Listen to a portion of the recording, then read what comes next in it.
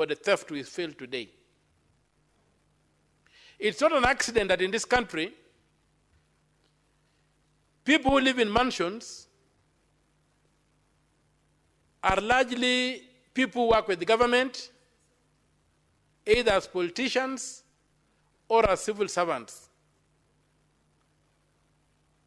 or government contractors.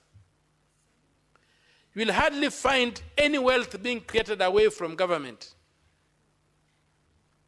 And it's not just in health, but in all other sectors. It's like the Kenyan taxpayer has totally nothing to protect them from the greed of those in power. So, Madam Speaker,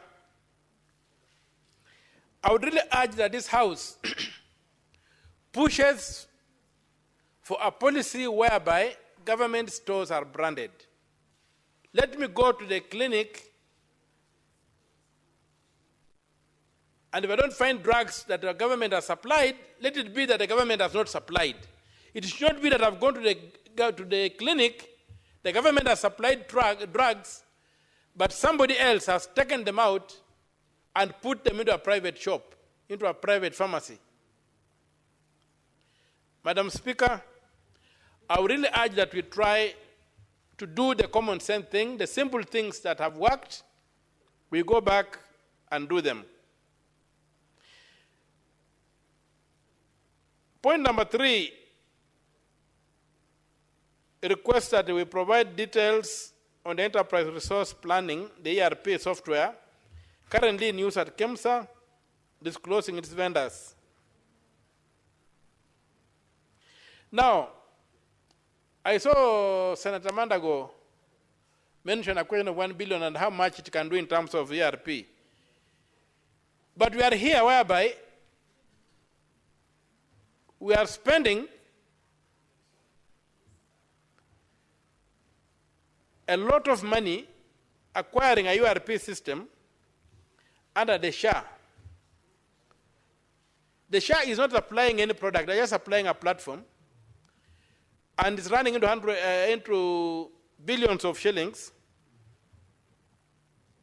Inclusive of taxes, we are going to acquire an ERP to run the SHA system, which includes KEMSA and others, at a whooping 104 billion shillings. 104 billion shillings. If that is taken against what Senator Mandago, the chairman of the committee, submitted, then you'll realize that we are just being scammed. There's no justification for this very high costs that we get.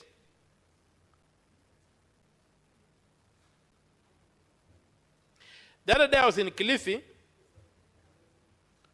and when interacting with the villagers in Sangatini,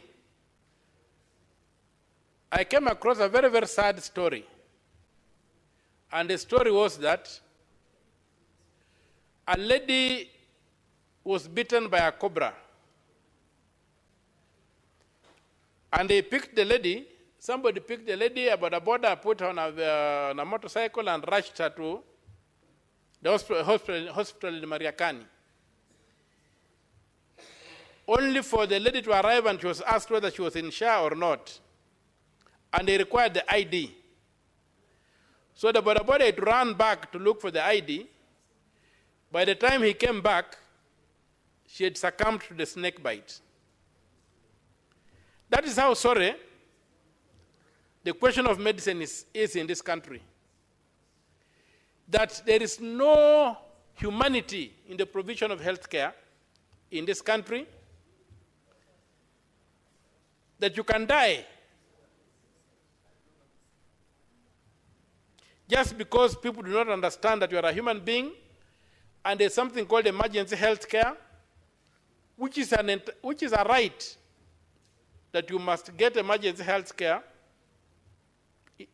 when you need it. When you go to my own county of Busia, nothing is working. The hospitals are not working. There are no drugs. The medical personnel are demoralized. Nothing seems to work. There was a case in Amkura dispensary where a woman who was to deliver twins died because she delivered. They did not seem to know that she was carrying twins. How that happened, I don't know. She delivered one child. The other child remained in the womb. And it led to complications whereby this lady had to die, only to be discovered at postmortem that she had another child who had remained in the womb. How does that happen in a government hospital? How can you not know that a mother is carrying 2 babies or 3? These things, what is happening in this country is very, very sad and it's unacceptable. In my own county of Busia, the big shame is that people are flocking across the border into Uganda, in Buteba, to get treatment. Kenyans are crossing the border into Uganda, those who live around the border and near the border, into Buteba to get attention, to get treated, into Tororo to get treated, and our hospitals are there. Busia is a frontier county, and not just a frontier county of any nature. It's a frontier county to the East and Central Africa region, where we have got occasional outbreaks of very, very bad diseases like Ebola and what have you. My legitimate expectation would be that the national government would be running very, very serious laboratories in Busia, would be having a very good surveillance system in Busia to protect the Republic from any entry of patients who might be carrying these contagious diseases. But nothing is working. There's been no attention given. We have hospitals, our level 4 hospitals in terms of mother and child are just death traps. Very many women in Busia are dying in childbirth. Why should that be the case? It's the case because health is totally neglected. Health has become an area for merchants to make wealth, to steal public resources, and it's very easy to steal through health. So I pray that this House consider some very, very stern measures to intervene in health. As regards human personnel, during the process of making the new constitution, the review process,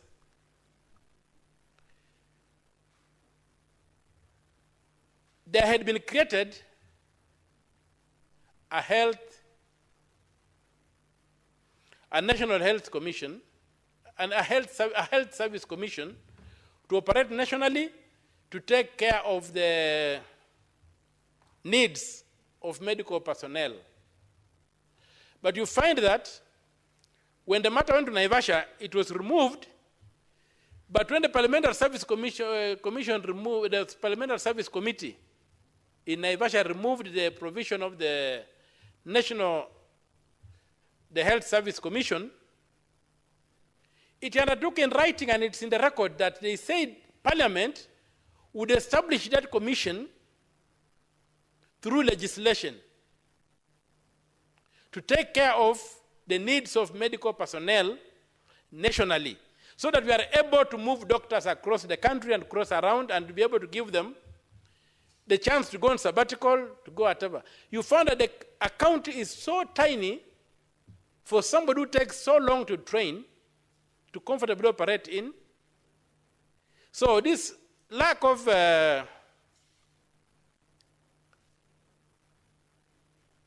interest in the work in their work that most of some medical personnel exude is largely due to the fact that there is hopelessness there. The chances for growth are not there because you are packaged into a small county. You answer to people who may not even understand what your needs are. And so I would be urging this House that we consider going back and cashing that promissory note that we gave to the doctors. Parliament undertook to establish a national health commission so that doctors are not subjected to counties. It's in writing, the reports are there. We are now going to 14 years, to the 15th year, since with the proclamation of the Constitution, nothing has happened. And so, as my contribution to this statement, I would also urge that we look at the human resource, how the human resource is managed. It's very clear that the county governments cannot handle the human resource in the medical sector. Let the county governments maybe run the hospitals, but let us set up that commission, which was removed by Parliament from the Constitution, the draft Constitution, with an undertaking that they are going to establish that commission by an act of Parliament. Let us proceed and create the equivalent of a TAC for the medical sector so that doctors can be hired centrally in Nairobi, dispersed across the country centrally, and transferred and moved across so that they can gain experience wherever, be able to go to on sabbatical, be able to progress in their careers, be able to have hope, and be able to be cushioned from the question of counties not having money and not being able to pay. So, Madam Speaker, I support this motion, and it's a statement, Honorable Senator. Sorry. And please wind up your remarks so that we can move to I was the waiting next for order. the lights. We don't have lights today. We are about to put it, just wind it now in 30 seconds. Okay. So I support this statement by Senator Olekina, but I pray that we amend it to include the issues I've raised and others have raised, so that we can seize the opportunity to address what is really ailing the health sector in this country. Thank you very much, Madam Speaker, for the opportunity. Thank you, Senator. Next order.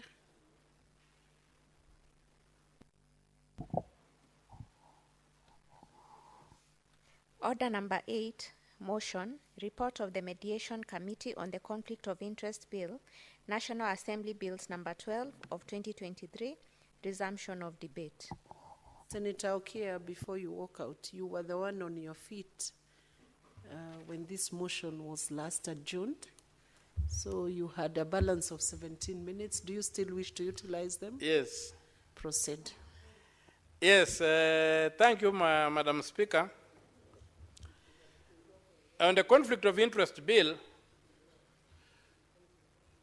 I had risen up, when the time caught up with me, I was just at the point where I was saying that the institutions that we have given a chance to do whatever to ensure that conflict of interest is addressed include the EACC, and now we are trying to push, according to this act, almost all matters of conflict of interest will fall under the EACC. But when I look at Chapter 6 of the Constitution, the few articles there, and you look at especially Article 73 and Article 75, there's a question of conflict of interest arises, which clearly puts this mandate under the functions of the EACC under Article 79, where the EACC is created to enforce Chapter 6. And one of the things under Chapter 6 is conflict of interest. Conflict of interest only becomes a problem on how it is handled. It's not intrinsically bad. That's why you are told that if you have a conflict of interest in a matter, you can pronounce that interest, and either you can recuse yourself from a proceeding and stuff like that. Conflict of interest is also a major issue when it comes to determining disputes and whatever, especially for judicial officers where they are conflicted. They will tend to say, okay, I can't sit on this matter because my judgment might be clouded by certain factors that make me a conflicted person. So that for me is a good development, and within the core competence of the EACC to address. But a matter of another issue that we may need to address is the capacity of the EACC. Because the EACC still implements the ASECA, the anti-corruption law, of I think 2003, which created it as a crime-fighting entity, as an entity to fight crime. But when you come to Article 79, in the new constitution, the EACC is not created to fight crime. The EACC is created to enforce a code of conduct, which is Chapter 6. It's purely a code of conduct. But now, because of the being given, and the code of conduct is largely preventive. It's supposed to prevent a problem from occurring. They should be able to come and look at systems and ensure these things like conflict of interest are not there. People are smartly dressed. People are reporting to work on time. People are not disappearing from their stations of work. They are serving the public and stuff like that. They don't run. The people are not running what I would call, offshore accounts. Or people, state officers are not employed, earning several salaries and things like those. But instead, the EACC has forgotten that. It has gone into things fighting crime is more, I don't know, that's more media friendly or something, because you see them chasing policemen who have taken some bribe and stuff. So I would really urge that the EACC now that is taking on this heavy task of being the sole custodian of that conflict of interest, which is an issue under Chapter 6, which really is their mandate, we should consider whether the EACC has any role to play as a law, as a criminal, as an organ of enforcing criminal law. That, I would say that Parliament would then go and under the Constitution, I think Article 247 or something around there, they can set up special police units. The question of theft of public funds must be dealt with by a uniformed force, not a civilian contraption like the EACC.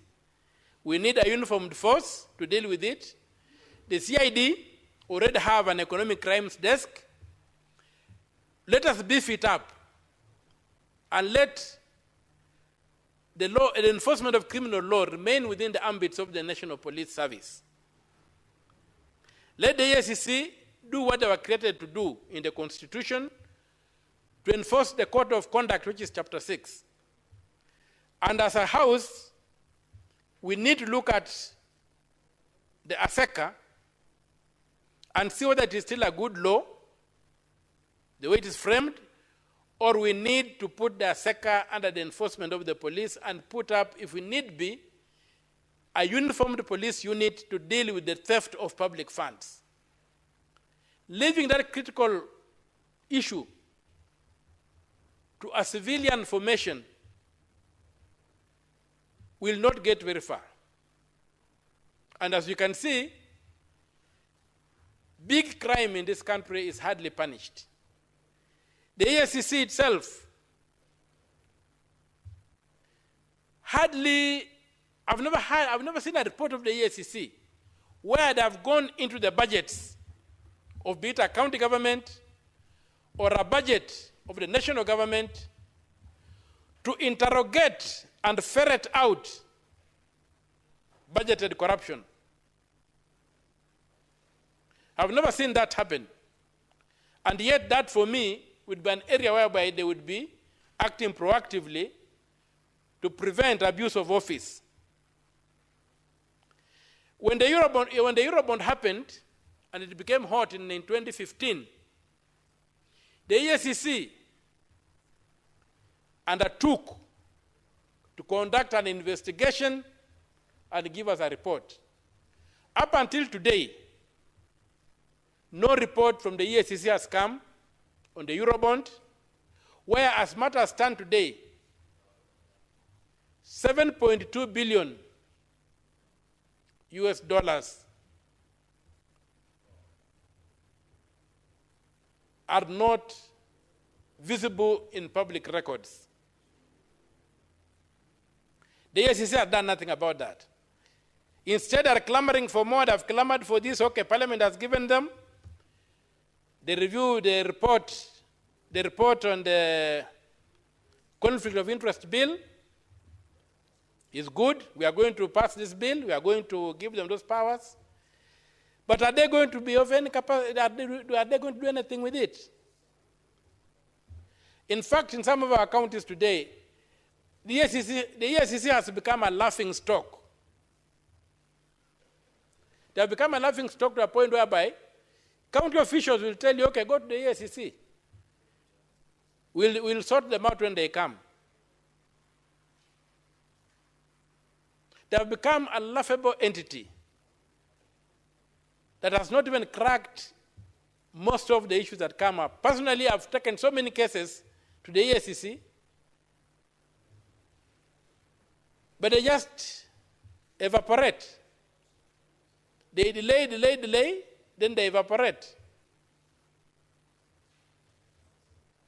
And I'm seeing the same. The conflict of interest might just be another opportunity for rent seekers to run wild in this country, wearing badges of the EACC. So, Madam Speaker,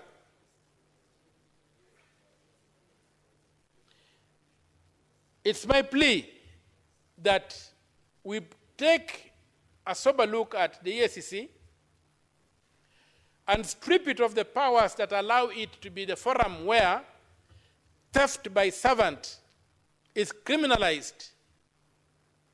Theft by servant is not criminalized.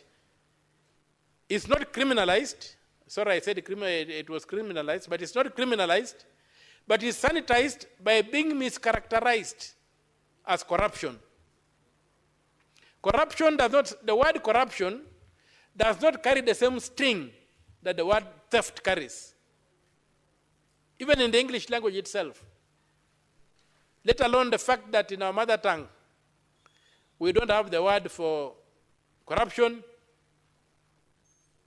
In Swahili, we have got a word called ufisadi, but I saw the other day somebody in Tanzania, one of the leaders in Tanzania said that that's an invention it was invented by Kenyans, the word ufisadi, but we have got Swahili scholars like Senator Wakoli here who can assist us understand whether ufisadi is a sheng thing or ufisadi is really a proper Swahili word. Because the Tanzanians say that that is something that came from Kenya. So I would request that I be informed briefly before I continue contributing. You would want to inform Yes. him? Okay. Honorable Speaker, The other term for fisadi ni kumulungula, kuchukua hongo ama rushwa. Vyote hivi ama haya yote ni maneno ya visawe kuashiria kwamba hongo, rushwa, mulungura ni donda sugu katika taasisi ya afya katika nchi ya Kenya. Asante Mheshimiwa Speaker. I couldn't put it better. Senator. Thank you for the information. And so, you see, when terms become that difficult, then there's a problem. We should just call these things theft. Theft by servant, and theft should be handled by the police. When I steal a chicken, I'm not accused of corruption. When I steal $1 billion, I'm accused of corruption. I don't understand it. This is technically a way of saying that we create two laws for the citizens of Kenya, one for the rich and well-connected, and another one for the small people. So that those people who steal from the wagon are called thieves. But those who steal the whole train, plus the railway line, are called corrupt. And then you try to look for corruption in the penal code, it becomes tricky. So it is my plea, Madam Speaker, that anti-corruption should be limited to matters of ethics. I would want a situation whereby the EACC would operate like a meat inspector. When a meat inspector goes to a butchery and finds meat unfit for human consumption being sold, they don't take over the police work. They call the police to the site and let the police take over the criminal aspect of the issue. Let the EACC also, in terms of investigating corruption, ensure the enforcement of Chapter 6.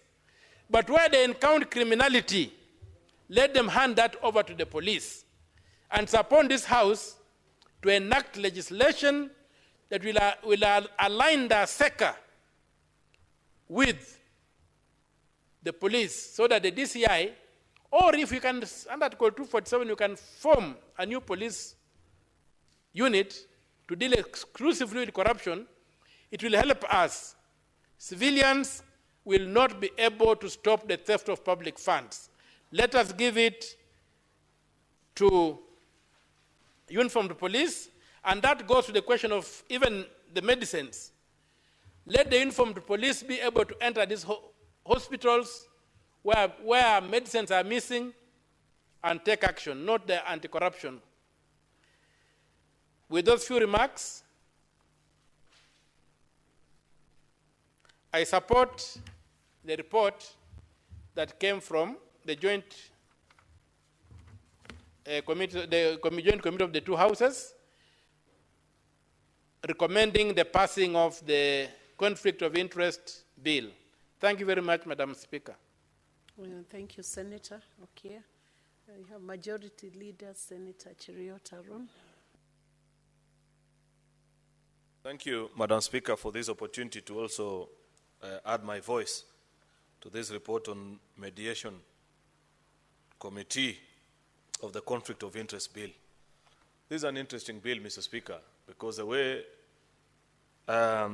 it has gone through both houses of parliament ended up with a mediation committee, of course, after a protracted battle here in the battle, first between members, and second and most importantly, between this House specifically and the Ethics and Anti-Corruption Commission.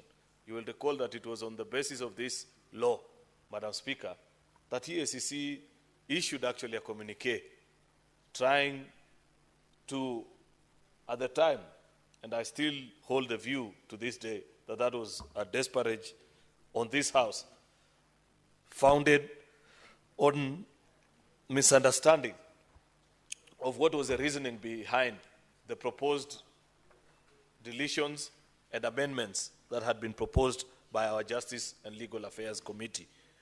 And after that, Mr. Speaker, of course, they duly apologized and appeared and gave their proposal. Because, Madam Speaker, we as a house pass laws in the best interest of the country. We may not have entirely the full view of every particular item that comes before this house, but at least I know for a fact that every time this house sits down to legislate, we do it in the best interest of the country. And that is why we are a lawmaking house. The conflict of interest bill is no exception. We were told at the time by EACC that perhaps this is the only missing jigsaw in the puzzle for them to vanquish the dragon of corruption in this country. And I was excited about that because I said, then we must give it to them, Madam Speaker, because corruption destroys nations. Nations rise and fall on account of their ability to fight corruption. There is no debate on where Kenya would have been today, Madam Speaker, if it were not for the corrupt practices that have deeply rooted and ingrained in the culture and societal fabric of the Kenyan people, Madam Speaker. And until the day we are able to finally slay this dragon, Madam Speaker, we shall continue to be an average country, punching way below its weight on account of the fact that ours is a rigged system. When we had the invention in Parliament, Madam Speaker, and we passed that motion that broke ranks and members spoke as one house, Madam Speaker, part of the recommendations that we spoke to on that particular day was the need to sit with the EACC and listen to them on their proposal on what is it that holds them back from making Kenya a corrupt-free country. Because I believe, Madam Speaker, that this is a country of immense potential. This is a country that can achieve great things. This is a country that many people will admire to live, work in, and thrive. Only held back by corruption, amongst other things. But I believe the rest are subsets. The biggest challenge that we continue to face as a nation is this challenge of corruption. So when EACC wrote to our Justice and Legal Affairs Committee and made their proposals, I am glad that as a committee you listened to them. I'm even happier that at the mediation stage, many of the views which they felt that they didn't agree with the amendments that we had done on the floor of this House, Madam Speaker, many have either been dropped or moderated to get the view of what EACC wants and also how our colleagues from the National Assembly perceived that particular matter.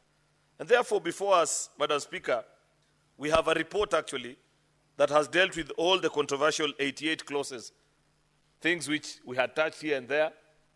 The thinking at that particular time of the Senate, Madam Speaker, is that we felt that there was a lot of repetition on the Ethics and Anti-Corruption Act, Madam Speaker, leadership and integrity, so many acts that were trying to do the same thing. And therefore, many of the deletions that were done by the Senate at that particular time, Madam Speaker, were aimed actually at streamlining so that we give EACC a cleaner document upon which they can refer to and ensure that they save us as a country.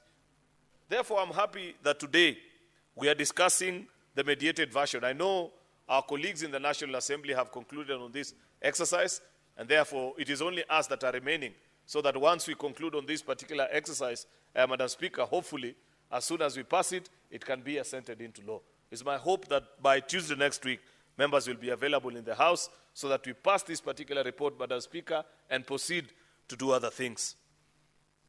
Madam Speaker,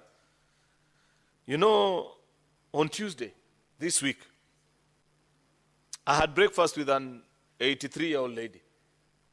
She's of Swedish descent, but has lived in Kenya the last 44 years. So she's actually more Kenyan than myself because I haven't seen that number of years in this country. She knows more about my country. And she told me a very sad story, which I left the breakfast table particularly disturbed. This lady works in the affordable housing space and has been here working on UN programs and so on and so forth. And she reminded me that when the international bodies began this conversation on the need for decent homes for the poor, especially in urban areas, back in the early 80s, Madam Speaker, that there was a fund that was created. And many African nations, after struggling with how to set it up, collected quite some substantial amount, and they did projects in various African countries. But after some point, that program did not take off. And therefore, it was resolved at the final meeting. I forget the exact name of that particular fund. But at the final meeting, it was resolved that the member countries carry on the program in their own, through their own budgetary support and proceed. Then it was passed also that the assets that had been reviewed or received from that particular program should pass on to the members of the public. He told me that there are only 2 African countries which did not transfer those assets to their government. They ended up in the pockets of the program officers. Burundi, which at that time was at war, so we can classify it as a war-torn country at that particular time, and your guess is as good as mine, Kenya. And so that is a story of many government interventions and programs that up to date, this country continues to suffer, be it the county government, national government, private entities, Madam Speaker, even workers in our own farms. The fellow you employ to take care of your chicken back in Muranga, you know, they don't appreciate that if the chicken are laying 45 trays of eggs per week and they reduce it to 40, that is a form of corruption. In Kenya, it is considered being street smart. Yet, like Senator Omtatah said, and I agree with him, perhaps we should first ban the word corruption. That is where the problem begins. It should be called what it is. It should be referred to as theft. You know? ESCC should be something like Ethics and Anti-Theft Commission. This thing called corruption already is a problem because many people think it's a sanitized word. You know, to be accused of corruption is not as bad as being accused of theft. And many people don't distinguish. Therefore, maybe we will have that conversation. But the problem is deeper than the name. It's not just about what it is referred to. It is about our values. And what is it that we can train in our society, beginning with the young children, so that they are perhaps a better society than what we are. Because the generation ahead of mine, my own generation, that is immediately behind, and those that are coming after, Madam Speaker, if we don't take care, then we will not have a country to write home about. All these countries that we read about in the rest of the world, that there used to be a country called XYZ, that they have been destroyed and it has come to an end. It is on account. In fact, the biggest threat that any society or nation faces, I dare say, is not even threat from terrorists. It's not even threat from internal implosion based on lack of opportunities and resources. It is this issue of corruption. And it is my hope, Madam Speaker, that upon consideration of each of these 88 clauses as amended, we shall make significant strides towards achieving this fight that every Kenyan wishes that we didn't have. But unfortunately, many of the citizens that we know, starting with the leadership to the ordinary citizens. Senator Methu, do you understand the courtesies that are supposed to be played in the House? Can you do the necessary? I know you don't have your specs, Madam Speaker, but this is Senator Jonyoto, not Methu. Oh, sorry, Senator Jonyoto, sorry. I need to use my specs in the House. Please do the courtesies. Okay. You had already started making your way to where you normally sit, then you casually cross to the opposite. So, can I proceed, Madam Speaker? Yes. So I was saying, this thing should bother us. And it must disturb any leader that we continue to talk about it, but there's very little that is being done. A few weeks ago, Madam Speaker, when one of the 7 top decision-making members of it's called the Chinese, I forget the exact name, Political Bureau or something, visited the country. As part of his delegation, there was a gentleman whose equivalent in Kenya will be the CEO of the EACC. He was part of his traveling delegation. And when we sat down at the state banquet that was held in the honor of that visiting delegation, I sat next to him. And we had conversations about what he does, and there are a few things that he shared with me. He told me that in the Chinese society, they have 3 strategies that they have used to fight corruption. And they said we classify the corrupt in 3 categories. The tigers, I forget the second one, and the last one was a dragon or an insect. They said the tigers are people like you and me, the high and mighty, those that serve in big public offices. And they said that is where they dedicate their biggest energy and resources.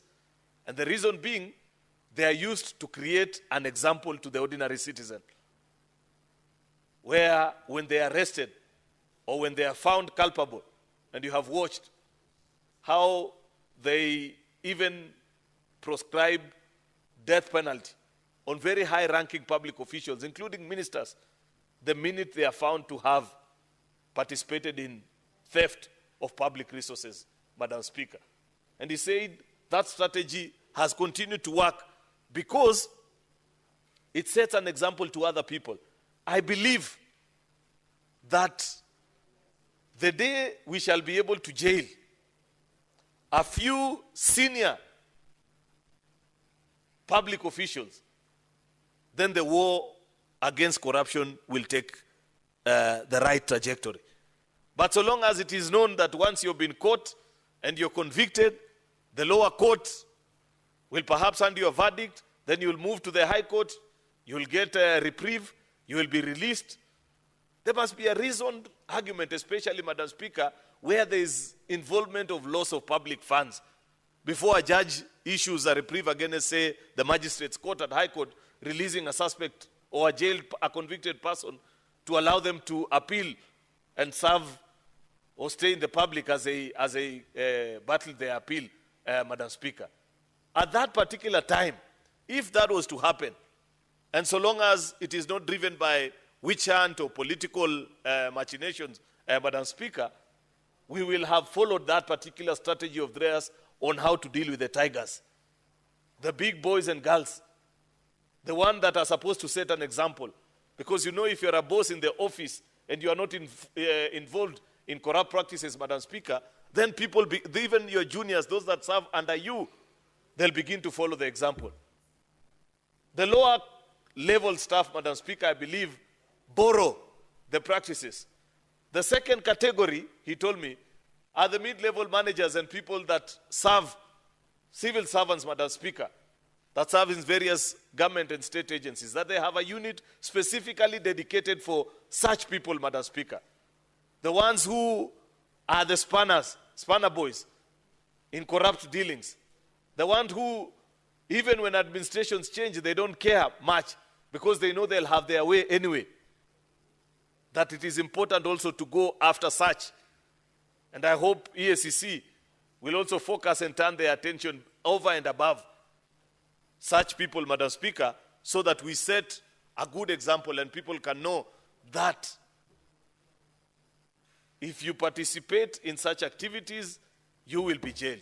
That's why we are passing this conflict of interest bill, Madam Speaker, so that you declare conflict and say, I don't think I can serve dutifully members of the public, so allow me to go to the private sector,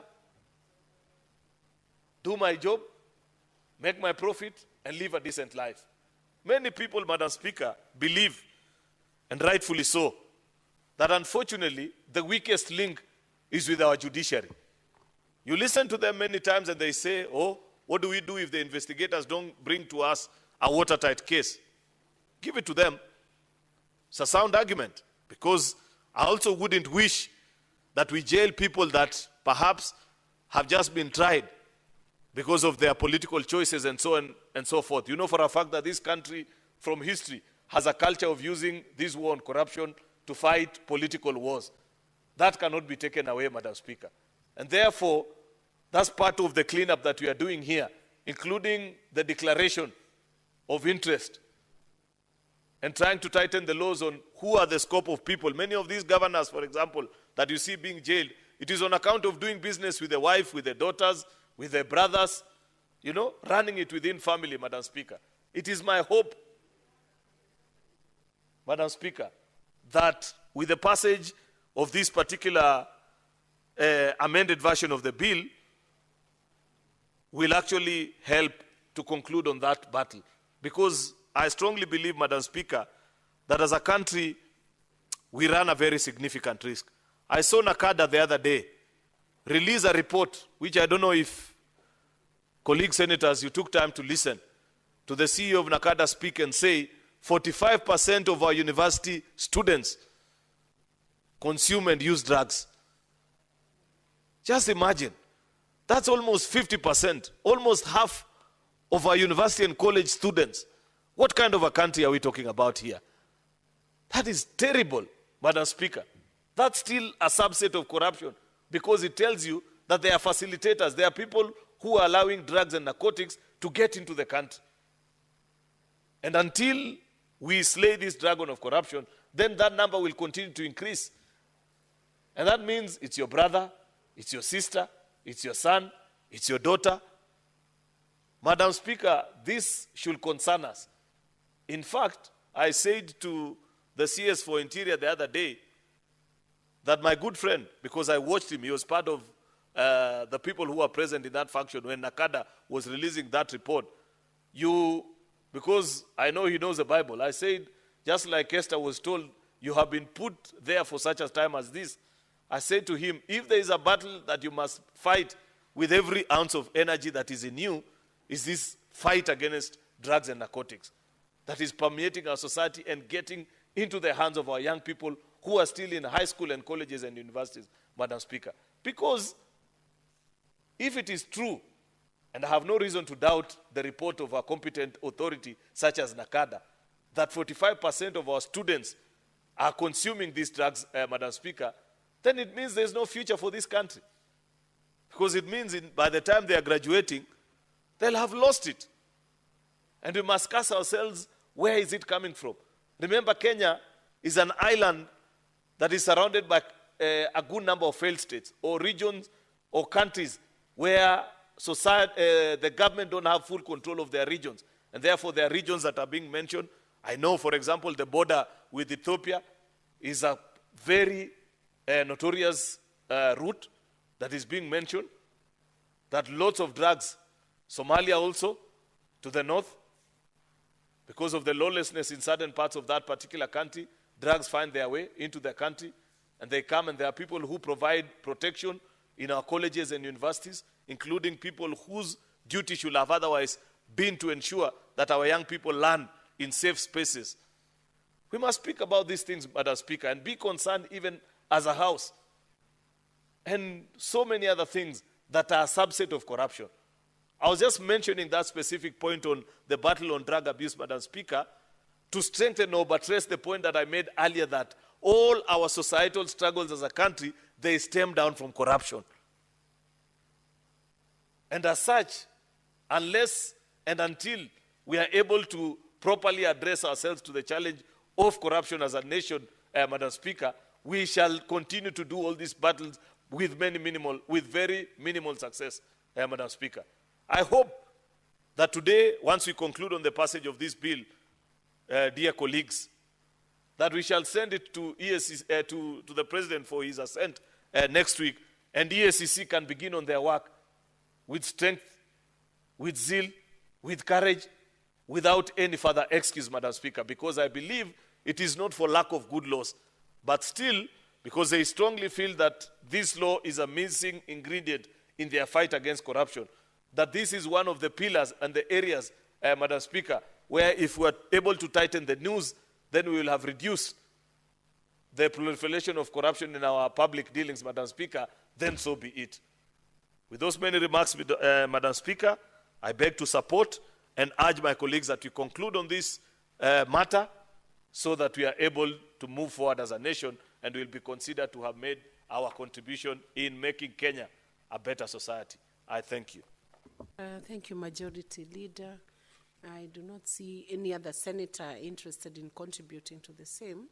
And I know this motion was moved by Senator Sigei, who is not here. Majority Leader, would you wish to reply to the motion so that we can conclude this business? Madam Speaker, I reply. I thank you, colleagues who took time to speak on this report. And on behalf of Senator Sigei, who was the Vice Chair of the Mediation Committee, Madam Speaker, I appreciate colleague senators. In accordance to Standing Order number 166, Madam Speaker, I beg to request that we defer the putting of a question until a later date. Sorry, 66, not 166, 66.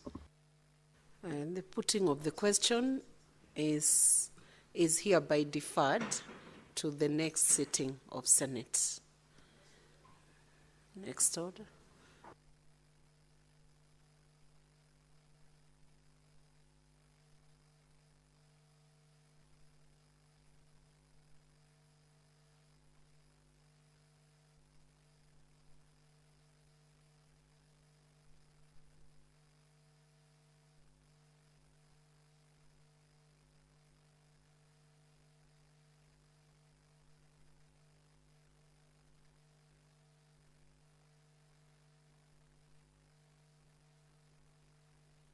Senator Dulo, can you approach the clerk's desk?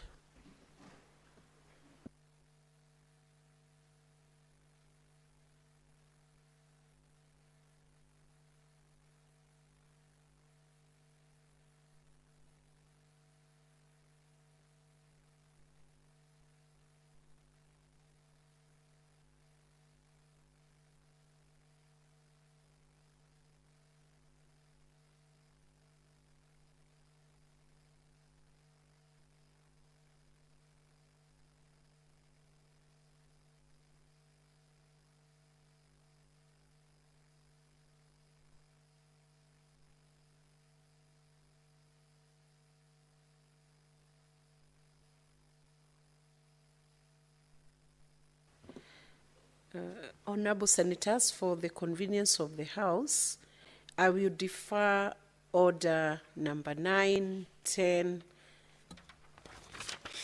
11, 12, 13, 14, and I will ask the clerk to call the next order, number 15. Order number 15, motion.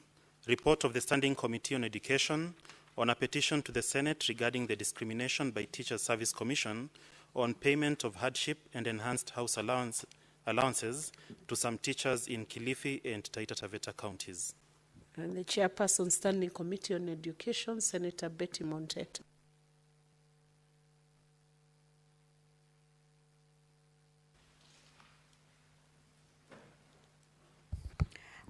Thank you, Madam Speaker. Madam Speaker, I beg to move a motion on a report of the Standing Committee on Education on a petition to the Senate regarding discrimination by Teacher Service Commission (TSC) on payment of hardship and enhanced house allowance to some teachers in Kilifi and Taita Taveta counties. Madam Speaker, the petitions concerning the discrimination of Teachers Service Commission on payment of hardship allowances and enhanced house allowance to some teachers in... Senator Betty, can you please approach the clerk's desk for some guidance on Thank that motion?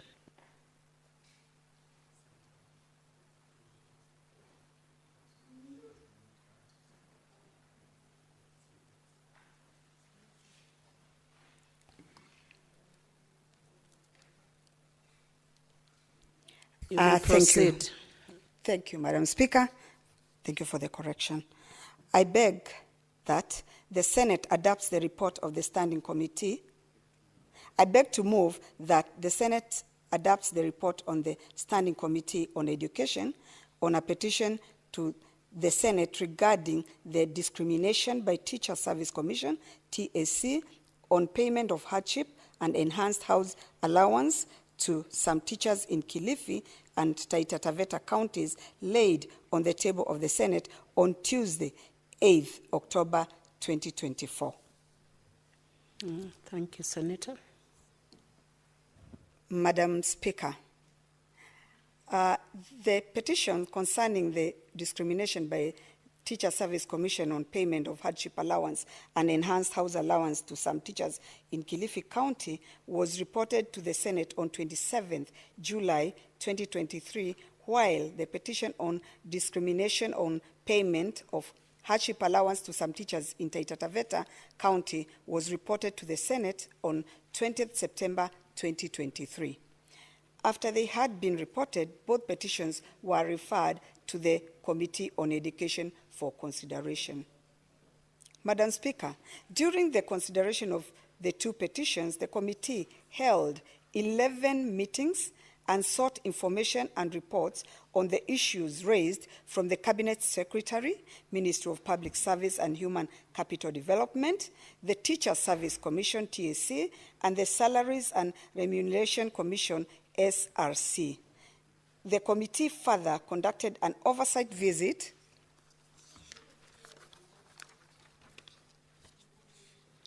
to Taita Taveta County to meet with the petitioners.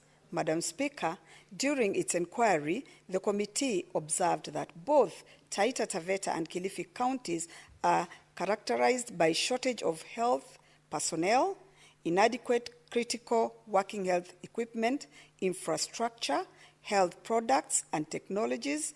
It was also observed that there have been frequent disputes arising from human-wildlife conflicts, land disputes, and human encroachment in riparian areas.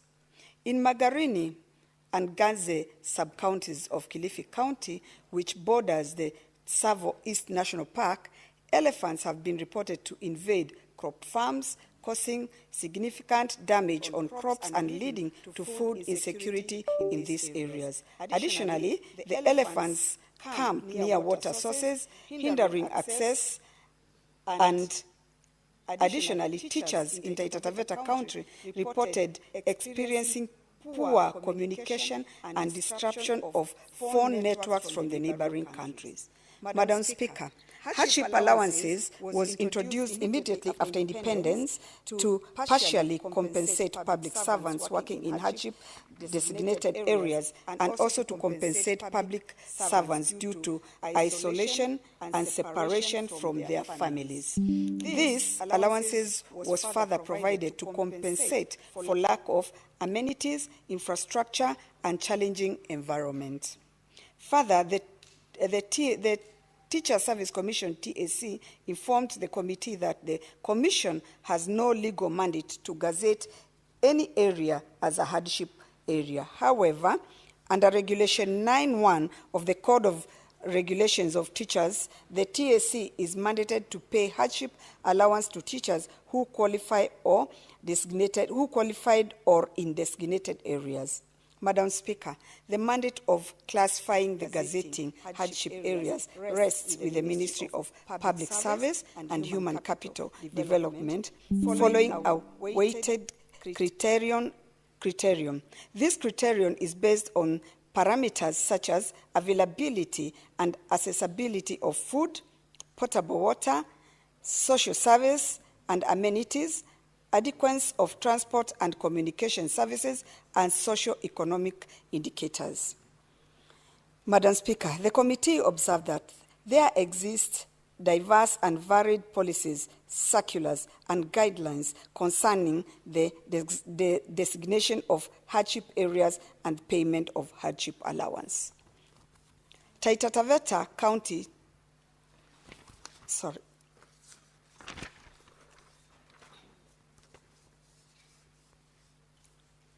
There has been an attempt to address challenges regarding the categorization of payment of hardship allowances and to ratify existing disparities. The Ministry of Public Service and Gender established an interagency technical committee in 2019, which was tasked to examine policies on hardship allowances and streamline payment. Madam Speaker, this interagency technical committee comprised of representatives from the Ministry of Public Works and Human Capital Development, Ministry of Interior and Coordination of National Government, Ministry of Education, the National Treasury and Planning, the Judiciary, Public Service Commission, Teacher Service Commission, Commission on Revenue Allocation, and Kenya Bureau of Statistics, and the Council of Governors. Madam Speaker, on the question of payment of house allowance, the committee observed that according to Article 230 of the Constitution, the Salaries and Remuneration Commission, SRC, is mandated to advise the remuneration and benefits of public officers, including teachers. On such benefit is house allowance that is provided to public officers to cater for accommodation or rent in addition to the wages or salaries of the employee pursuant to Employment Act 2007, Section 31(1). Teachers under permanent and pensionable terms are paid house allowance based on the job group, working conditions, status, and town and geographical area. Madam Speaker, the Urban Areas and Cities Act of 2011 provides a framework of classifying areas as urban areas, towns, cities, or municipalities. To elevate a municipality to city status, the President can grant this through a charter following a resolution from the Senate, provided the municipality meets specific criteria. An area may also be designated as a special purpose city under the Act if it holds significant cultural, economic, or political importance. For a town to be conferred with municipal status, the County Assembly must pass a resolution, and the County Governor can then grant this status through a charter, provided the town meets established criteria.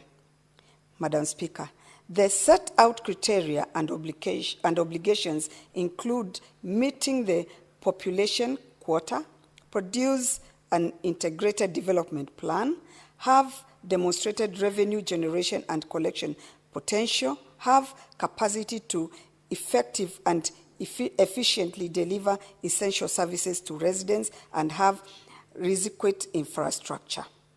Madam Speaker, despite the clear framework of classifying and upgrading urban areas outlined in the Act, there was a delay in implementing related administrative actions. For instance, while Kilifi Township was officially gazetted as a municipality in March 2019, the SRC did not provide advisory on the house allowance payable until July 31st, 2023. This gap highlights the lag between the attachment of legislative.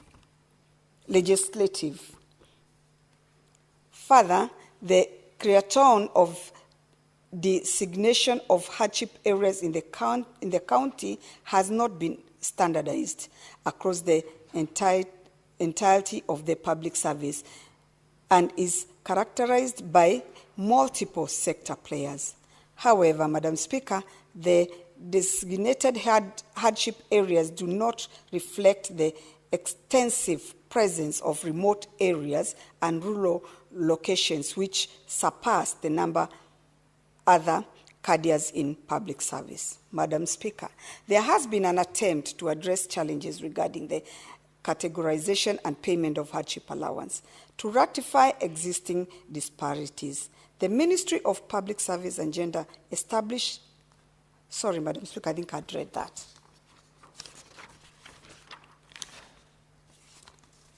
Madam Speaker, while the foregoing, the Committee on Education, therefore, recommends that the Ministry of Public Service and Human Capital Development should, in consultation with the relevant stakeholders, prepare and present to the Senate for consideration an appropriate policy and a statutory instrument on identification and designation of hardship areas. The committee further recommends that criteria for identification and designating hardship areas should be standardized across the entirety of the public service. The weighting criterion for designating these areas should be based on the smallest administrative units used in identification of marginalized areas. The committee report also contains specific areas within the 2 counties that meet the criteria of designation of any area as a hardship area by the Ministry of Public Service and Human Capital Development, and consequently payment of hardship allowance to teachers working in those areas. Madam Speaker, as I conclude, I wish to sincerely thank all the stakeholders, the well-researched and articulate oral and written submissions on the issues raised in the 2 petitions. The committee specifically appreciates the Cabinet Secretary, Minister of Public Service and Human Capital Development, and the Chief Executive Officer of the Teacher Service Commission, TSC, for their submissions during the consideration of the petitions. Madam Speaker, I also wish to sincerely thank members of the Committee of Education, their insightful contributions during the consideration and those petitions and development of the 2 reports. We also want to thank your Office of the Clerk, for the support extended to it in execution of its mandate. I thank you, Madam Speaker. Madam Speaker, I will beg to move and request Senator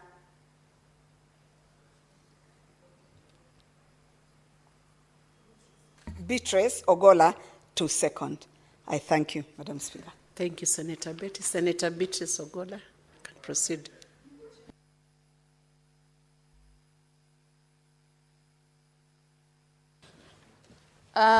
Thank you, Madam Speaker, and I want to thank from the onset my sister, Senator Betty Montet, for moving this motion. Senator Betty Montet is the current chair of the Education Committee. Madam Speaker, I want to state from the word go that we know Senator Montet as a team player who will steer the Education Committee to the next level. Senator Montet is an organizer, and often when we have some of our arrangements as women senators, Senator Montet is our designate organizer.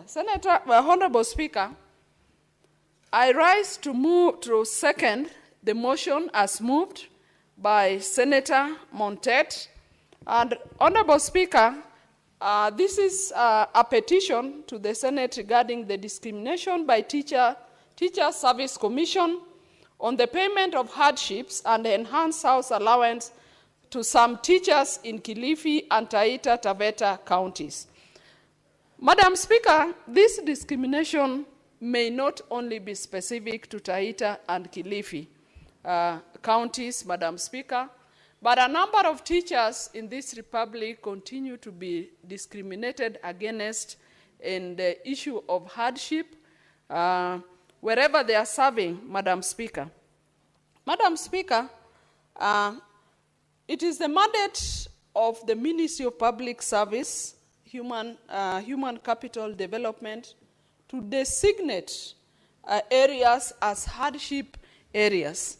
Madam Speaker, in my experience as a teacher and in my day-to-day working with teachers as a leader, I would like to tell you, Madam Speaker, that most teachers, if not over 80% of teachers in this republic, go through a lot of hardship, Madam Speaker. But basically, Madam Speaker, hardship allowance basically was meant to compensate for the hardship that teachers go through in their areas of work. Secondly, the hardship allowance is supposed to compensate the teachers due to the isolation and the separation from their families. Madam Speaker, I'm a teacher, but I know that most of the teachers in this country and especially the ones that teach in the rural areas, which really is the over 80% of the areas of the schools in which our teachers teach. Some of those rural areas do not even have houses that teachers can live in dignity, Madam Speaker. And so most of these teachers are not able to live with their families. Most of the time, their families are isolated. They are equally isolated from their families. And Honorable Speaker, this is a profession where, like all other professions, Kenyans join voluntarily. And from their young age, they start their families away in their areas of work, which are far away from even their spouses, Honorable Speaker. It comes with a lot of sacrifice. It comes with a lot of resilience. It comes with a lot of patience from these young public servants. And so these are some of the reasons why the teachers are given hardship allowance. The other reason why they are given house allowance is also to compensate them for lack of basic amenities, which are benefited from by most of other public servants. You have seen in the report of the Mediation Committee, Madam Speaker, that in setting out the categories of the hardship areas, there is a specification of municipalities, and I can say that it is only in those few municipality areas, and specifically the cities, where you'd find that the teachers, like all other public servants, have access to certain basic amenities. So teachers, wherever they are in those hardship areas, they lack basic amenities like infrastructure. Madam Speaker, in most of the rural areas, teachers go to work on border borders. It is not to say that border is not a good means of transport, Madam Speaker, but this is a case where teachers use majorly border borders on areas where there are no even motorable roads, Madam Speaker. And these are teachers who are equally living far off from the schools. Madam Speaker, in this country, we still have areas where schools even have no access roads. So this calls for teachers to be given hardship allowance. Some of these schools and some of the places where these teachers live and teach do not even have electricities. Madam Speaker, I can say that it is majorly the teaching profession where public servants work away from modernity, Madam Speaker. And so I support the fact that the Ministry of Public Service must relook at the discrimination that has been highlighted in Kilifi and Taita Taveta. But, Madam Speaker, it must not only be limited to Kilifi and Taita Taveta counties, Madam Speaker. Some of the innate effects of this discrimination, Madam Speaker, is that the teachers finally have a reduced morale to work. Madam Speaker, teachers who are teaching our children, who are looking to the growth of the youth, to the growth of our children into becoming hardworking Kenyans, into becoming serious adults in this country, when they have no morale in work, Madam Speaker, this directly affects the growth of our children and finally affects the growth of these young people into the adults that we are looking forward to having. Madam Speaker, another net effect of the discrimination in this hardship allowance is that finally those areas end up with staff shortage. Because, Madam Speaker, a number of teachers are not comfortable in those areas, and so they continuously seek transfers. This even leads to high turnover, Madam Speaker. In the teaching profession, Madam Speaker, there is need to be a harmony in the kind of personnel that attends to children, so that learning might be effectively take place and efficiency, and so that learning takes place and our children get knowledge, there should be some consistency and progress of the teachers that teach these young people.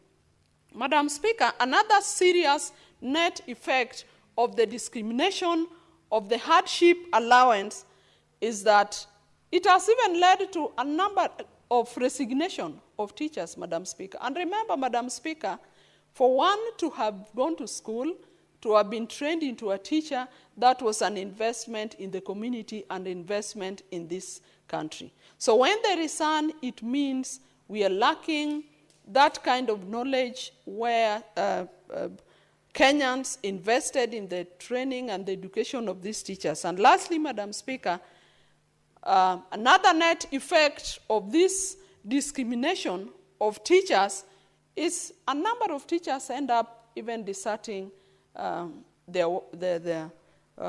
their work stations. Madam Speaker, a number of teachers have even been depressed. I've often dealt with the teachers who had hardship allowances in their previous stations, and when they are transferred to other stations and they lose this, Madam Speaker, they lack even minimum salaries, and they can no longer support their livelihoods and the livelihoods of their families. Madam Speaker, this must be addressed, and some of the way forward in which this can be addressed is that the ministry must relook at the categorization of regions into hardship and non-hardship allowance. And secondly, Madam Speaker, the ministry must look at the existing disparities. Madam Speaker, in the report, as I second, I also noticed that the Ministry of Human Resource, the Ministry of Public Service had formed an interagency technical committee to look at the issue of the disparities. But Madam Speaker, I noticed that there's a further disparity even in the formation of the interagency technical committee. That in this committee, there are representatives from the Ministry of Public Service and Human Capital Development, there's the Ministry of Interior and Coordination of National Government, there's the Ministry of Education, the National Treasury and Planning, the Judiciary, the Public Service Commission, the Teacher Service Commission, the Salaries and Remuneration Commission, the Commission on Revenue Allocation, the Kenya Bureau of Statistics, and the Council of Governors. But, Madam Speaker, I did not see the representation of the mouthpiece of teachers, that is the Kenya National Union of Teachers and KUPPET. Madam Speaker, in this period of inclusivity, the ministry needed to have an all-inclusive interagency committee that would speak for the teachers, even as the other stakeholders dealt with their mandates. Madam Speaker, as I end my presentation, Madam Speaker, I want to second, but I want to say, Madam Speaker, that teachers, as public servants, we need as a country to relook overally as the welfare of teachers. Madam Speaker, there would be even no need of singling out only specific areas as hardship allowance. For me, Madam Speaker, if you are to take my word, other than the cities, even where the teachers still have hardships, because what they earn is not commensurate even to the expectations that they have. All of us look up to teachers as role models. May we as a country, look into the welfare of teachers. I would propose that 3/4 of this country must be categorized as hardship for teachers because of lack of access to schools, lack of certain basic amenities that I've mentioned, including access, including electricity, including even Wi-Fi. Madam Speaker, there are teachers and families who cannot even access, their children cannot even access modern television networks, Madam Speaker. And we expect these teachers to be comfortable and give the best to our children. Madam Speaker, I second this motion by the Chair of Education Committee, Senator Betty Montet. Thank you, Senator Beatrice. Honorable Senators, I propose the question that the Senate adopts the report of the Standing Committee on Education on a petition to the Senate regarding the Discrimination by Teacher Service Commission, TSC, on payment of hardship and enhanced house allowances to some teachers in Kilifi and Taita Taveta counties, laid on the table of the Senate on Tuesday, 8th October 2024. I will now invite senators to contribute to this motion, starting with Senator Catherine Moma. Thank you, Honorable Speaker, for the opportunity to contribute to this report and to congratulate the Chair Education and the outgoing members of the Education Committee, noting that I am a member of the Education Committee. Madam Speaker, this is a very good report, and a report which I hope we can adopt and follow up collectively as the plenary of the Senate to ensure it is actually implemented in the days that we are saying it should be implemented. Madam Speaker, education is the biggest facilitative tool in this country for equality and equalization. And access to education is a sum total of the school infrastructure in terms of buildings, the teachers and the quality of teachers that are given to schools, the books, the quality of laboratories, the security and safety that the students get. And, Madam Speaker, we must admit that 15 years since the passing of the Constitution of Kenya 2010, we are doing badly. In fact, we are retrogressing when it comes to the right to access education in this country. Madam Speaker, our Constitution is a rights-based constitution, obsessed, if I can use that word, even though it sounds negative. It has the principle of equality and non-discrimination in every space. The principles that are supposed to govern governance within this country in all spaces include the principles of human rights and non-discrimination, equality and equity. Madam Speaker, Chapter 6, which is supposed to be the chapter that guides us, guides everyone to act in a manner that ensures that we bridge the inequality gaps. Madam Speaker, we even went further in Article 204 to even create a fund that has never been operationalized, the Equalization Fund, that was intended to handhold regions that we have historically marginalized. This motion is absolutely important as we discuss the issue of unequal remuneration across the country. And Madam Speaker, the same Constitution established so many constitutional commissions with powers to do this. I feel they have failed us. We have the TSC, we have the SRC, we have the Kenya National Commission on Human Rights, we have the National Gender and Equality Commission, Commission on Administration of Justice, the JSC, the Parliamentary Service Commission, 47 county public service boards. All of them mandated by the Constitution to implement the Constitution and to apply the principle of equity and equality.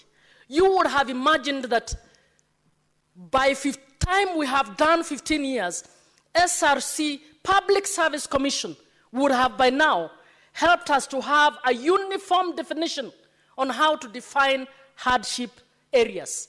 You can see clearly we are going to spend more money to do something that commissions have received funds for and salaries for 15 years, and they have not helped us to do this. In fact, what they have done has contributed to breaching Article 27 on equality and non-discrimination. Madam Speaker, that's why I would like to urge this Senate to actually make this an urgent issue. Summon the Minister for Education, summon all those commissions to find out why point X qualifies to be a hardship area and not point Y. All of us in the Senate were recently in Kilifi. You will agree with me, Kilifi is one of the areas that through our own eyes we can define as being marginalized. Madam Speaker, there are workers, not just teachers, even policemen, even public servants in other areas who would go there and try their best, but they end up resigning because of the hardship areas. Hardship allowance is one thing that incentivizes those who are undergoing hardships to hold on as we hopefully get the country to bridge the inequality gaps and to bring development in these areas. But clearly, we can see that the tools that the Constitution we put in the Constitution to assist us to bridge these gaps are clearly not doing their job. They are not interpreting their work as they ought to interpret. It is my view, Madam Chair, that this level of inequality needs to be looked at. Why? Because it is at the core of undermining the right to access education for children in Kilifi, for children in the other areas that have not been defined as hardship areas.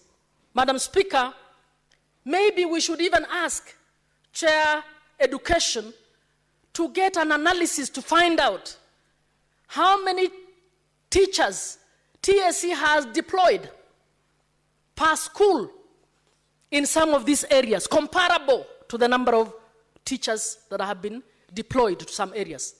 Madam Speaker, when the local authorities were devolved, we found out that there were some areas that had an overemployment of people while other areas were struggling to have people. We had areas like nursing. We had counties like Mandera which were struggling to keep enough nurses in their hospitals while others were struggling how to reduce on the number of the nurses that they had. We must reach a level as a Senate when we can start doing a human resource audit to find out how many of these resources are serving County X comparable to County Y, and how the marginalized counties can actually be handheld to ensure citizens in those counties do not suffer lack of access to services because we are deliberately refusing to implement the principle of equality and non-discrimination, the principle of equity and equality. Madam Speaker, you will agree with me today in Kenya, the political question on the table is equity. Whatever factions are out there, whatever communities are out there, everybody is mourning on how they are not accessing which kind of service. And the most important thing that we need to do as Parliament, National Parliament, as the executive, National Executive needs to be doing, is to engage in deliberate moves to handhold the regions that have been marginalized. Madam Speaker, these regions' children are suffering from this marginalization. I nearly cried when the Speaker, during the funeral of the father, talked about his classmate who was a top student but never got to proceed because he was poor. And yet, Madam Speaker, this is the same country that has bursaries being issued by every other person. Bursary by members of parliament, bursaries by MCAs, bursaries by governors, bursaries by the president, bursaries by Kenya National Library Services. Bursaries, in fact, we are not counting the Wings to Fly by Equity, the Cooperative Bank, the KCB, and the ordinary Kenyans are still fundraising for people to go to school. And yet, we have more kids, poor kids, out of school with all these monies. I asked the Minister for Education a question recently, or to give us an aggregate of the funds that are going, public funds that are being spent on bursaries. He said he does not know.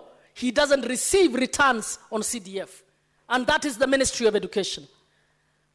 Madam Speaker, if we don't get education right in this country, if we do not get health right in this country, we should be ready to fall off the cliff. And this issue is just one issue about TSC teacher salary, but it is about a string of aspects of inequality. Madam Chair of Education, maybe we should even try to find out how many schools in Kilifi and other similar areas have laboratories. How many of these schools have kids? How many of these schools even have buildings under which they are studying? Then we must ask ourselves, is it fair that those children should be assessed at the same level with kids who have facilities that are overflowing? Overflowing, so much overflowing, so that now what we are looking for is to give them a meal. The next thing we are looking for is the quality of meal we are giving them. But we have a Kenyan child who is schooling under a tree. 15 years after the passing of the Constitution of Kenya 2010, I must say the parliaments, the previous parliaments, and ourselves need to take the issue of equity seriously. We need to take the issue of access to education seriously. We need to pull together to ensure that the public health insurance scheme that has just been introduced by the Kenya Kwanza government works, and the government needs to admit that there are many things that need to be corrected about it, and all of us need to find a way of getting it to work. Because when it does not work, what are we doing? We are killing people. Many of the people we are killing do not have the voice we have. Many of the people we are killing are not, in our view, as the political class, important enough to make headlines. I think there is a reason why Kenyans were obsessed with the words of human rights, of equity and equality and non-discrimination in every chapter. They wanted it in governance. They wanted it in sharing of resources. Even the devolved governance system is the #1 tool of ensuring equity. So I want to urge our chair and our committee that beyond what KUPPET and NAT have brought to us, Kilifi branches, and I'd like to thank them so much, and I'd like to encourage them to bring the other aspects of education that I am sure that we will be able to find that the inequalities in the education sector are not working. If we can't get right our education system, Madam Speaker, we are killing the nation.